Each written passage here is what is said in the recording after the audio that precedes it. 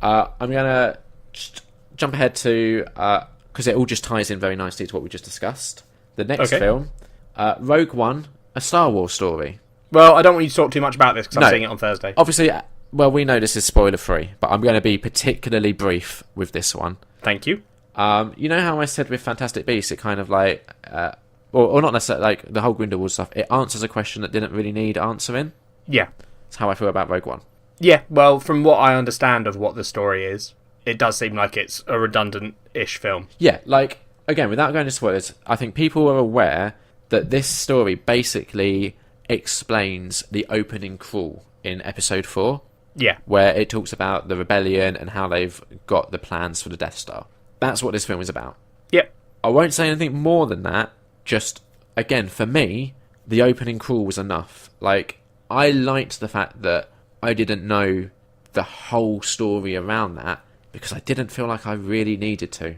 Yeah, I mean, that one's less of a, this is an interesting mystery, and more of a, we've skipped over it because it's not drastically important that you know it. Exactly. It's like no one left, or at least, I haven't seen people talking about Star Wars and being like, I just really want to know where they got the details for the Death Star. Yeah, it's one of those things, like this is a film that I feel like didn't need to be made. It's literally, like Fantastic Beasts, just made to make money from the fans. And I'm getting kind of... I was speaking to Kat afterwards, because she's not the biggest Star Wars fan, and she came out of it absolutely not at all pleased with this film.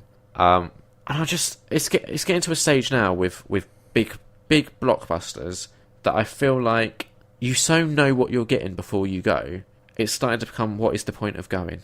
Because the things that they might do differently, like the big spectacles or whatever, they'll generally show you in the trailers anyway. So I'm just getting to a stage where I feel like with cinema, the indie stuff is a lot more interesting at the moment.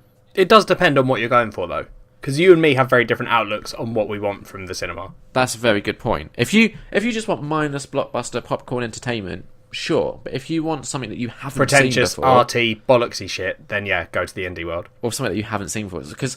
No, I didn't count... It's the Christmas episode, Liam. Yeah, we're not arguing. So you can't argue with me. No. So I let you say your little bullshit about blockbusters. So you let me say my stuff about indie films. Yeah, I'm not stopping you from saying anything. Don't argue me down. We're accepting it.